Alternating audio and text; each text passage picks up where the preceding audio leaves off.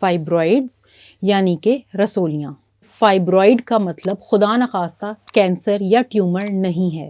ان خواتین میں پائے جاتے ہیں جو ریپروڈکٹیو ایج میں ہوتی ہیں۔ جیسے ہی آپ 50 کراس کریں گی آپ کے فائبرائڈ شرنک ہونا شروع ہو جائیں گے۔ اگر فائبرائڈ آپ کو تنگ نہیں کر رہا یعنی کہ بلیڈنگ کا مسئلہ نہیں کر رہا یا آپ کو تکلیف نہیں دے رہا، اس کی سرجری کی ضرورت نہیں ہوتی۔ فائبرائڈ کی سرجری صرف اس صورت میں کرائیں اگر فائبرائڈ سے آپ کو سمٹمز ہیں، ادروائز اس کو چھوڑ دیں۔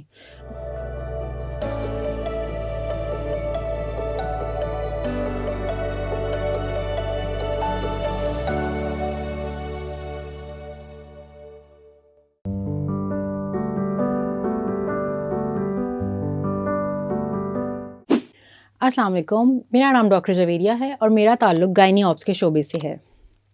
آج ہم بات کریں گے فائبرائڈز کے اوپر۔ فائبرائڈز یعنی کہ رسولیاں، عام زبان میں اس کو رسولیوں کے نام سے جانا پہچانا جاتا ہے۔ سب سے پہلے تو میں آپ کو یہ بتا دوں کہ فائبرائڈ کا مطلب خدا نخواستہ کینسر یا ٹیومر نہیں ہے۔ فائبرائڈ ایک بنائن یعنی کہ ایک معصوم سی بیماری ہے جو کسی کو کسی بھی خواتین میں کبھی بھی درپیش ہو سکتی ہے۔ فائبرائڈ عام طور پہ ان خواتین میں پائے جاتے ہیں جو ریپروڈکٹیو ایج میں ہوتی ہیں، یعنی کہ جو اس عمر میں موجود ہوتی ہیں جس عمر میں وہ ماں بن سکتی ہیں۔ فائبرائڈز عام طور میں 20 سے لے کے 50 سال کی خواتین میں کامنلی ملتے ہیں اور 50 سال سے اوپر کی خواتین میں بھی ملتے ہیں، لیکن 50 سال کے بعد ان کا سائز شرنک ہونا شروع ہو جاتا ہے۔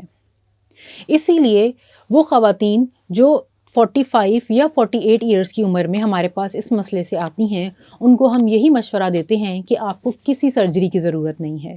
جیسے ہی آپ 50 کراس کریں گی آپ کے فائبرائڈ شرنک ہونا شروع ہو جائیں گے، اور جو پرابلمز یا جو سمٹمز مثلاً سیویئر بلیڈنگ یا سیویئر ایبڈومینل پین آپ کو یہ فائبرائڈز دے رہے ہیں وہ خود ہی ٹھیک ہو جائیں گے۔ فائبرائڈز کیوں ہو جاتے ہیں؟ یہ ایک ایسا سوال ہے جو بہت کامنلی کیا جاتا ہے، اور اس کا صرف اتنا جواب ہے کہ اب تک کی بہت ساری ریسرچز کے باوجود اس بات کا کوئی صحیح اندازہ نہیں لگایا جا سکتا کہ فائبرائڈز کیوں ہو جاتے ہیں۔ لیکن فائبرائڈز ہونے سے کوئی بہت بڑا مسئلہ کریٹ نہیں ہوتا۔ اگر فائبرائڈ آپ کو تنگ نہیں کر رہا یعنی کہ بلیڈنگ کا مسئلہ نہیں کر رہا یا آپ کو تکلیف نہیں دے رہا تو فائبرائڈ کو آپ چھوڑ دیجئے، یا فائبرائڈ آپ کو کنسیو کرنے میں پرابلم نہیں دے رہا تو بھی فائبرائڈ کو نہیں چھیڑتے، یعنی کہ اس کی سرجری کی ضرورت نہیں ہوتی۔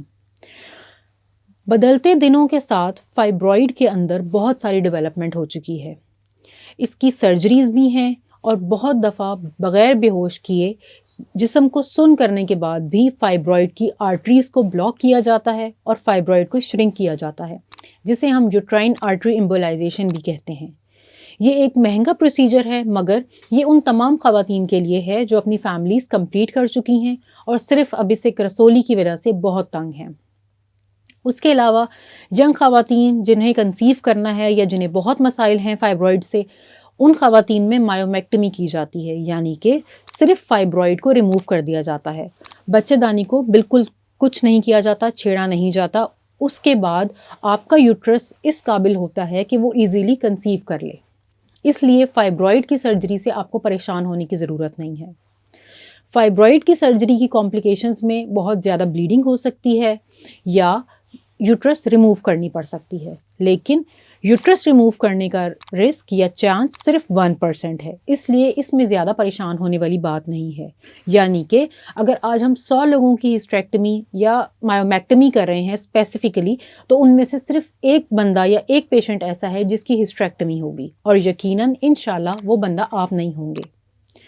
اس کے علاوہ فائبرائڈز کے ساتھ زندگی بہت کامن ہے، بہت نارمل ہے، اس میں آپ کو صرف اپنی ڈائٹ کو ٹھیک کرنا ہے، یعنی کہ ہائی فائبر ڈائٹ استعمال کیجئے، فیٹس کو کم کر دیں، اس کے علاوہ اپنے آپ کو ریلیکس رکھیں، سٹریس فری رہیں۔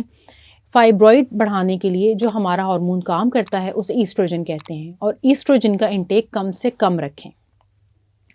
فائبرائڈ کی سرجری صرف اس صورت میں کرائیں اگر فائبرائڈ سے آپ کو سمٹمز ہیں، ادروائز اس کو چھوڑ دیں۔ مختلف قسم کے فائبرائڈز ہیں جس میں انٹرا میورل، سب میوکس یا پھر سب سیروزل فائبرائڈز ہیں۔ ہر ایک کی ڈفرینٹ مینجمنٹ ہے، اور ہو سکتا ہے آپ کو وہ فائبرائڈ ہے جس سے کوئی فرق نہیں پڑتا. اس لیے ان چیزوں کو سوچنا چھوڑ دیں. اگر آپ کے الٹرا ساؤنڈ میں ایسا کوئی مسئلہ آیا ہے تو اپنے ڈاکٹر سے رجوع کیجیے، یقیناً آپ کو بالکل صحیح گائیڈنس دی جائے گی. اس بارے میں مزید معلومات کے لیے آپ طبی کے پلیٹ فارم سے ہم سے کانٹیکٹ کر سکتے ہیں. Thank you so much.